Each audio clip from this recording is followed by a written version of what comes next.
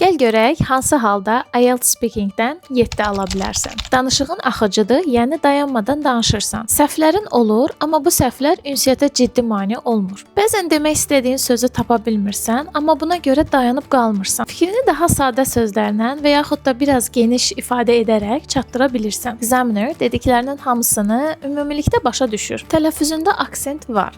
Bəzən examiner səni bəzi hallarda başa düşməyə bilər, amma sonra mənanı tutur. Yəni aksent var, amma bu ciddi problem yaratmır. Qrammatik səhvlərin olur, xüsusilə də tez-tez təkrarlanan kiçik səhvlər. Amma buna baxmayaraq, examinerin səni başa düşməsinə mane olmur bu səhvlər. Kiçik tez-tez təkrarlanan səhvlər nə deməkdir? Məsələn, other people əvəzinə another people, every single person əvəzinə every single people ya da children əvəzinə childs və s. Əgər bu dediklərim səndə də varsa, deməli IELTS-ın speaking bölməsindən 7 ala bilərsən.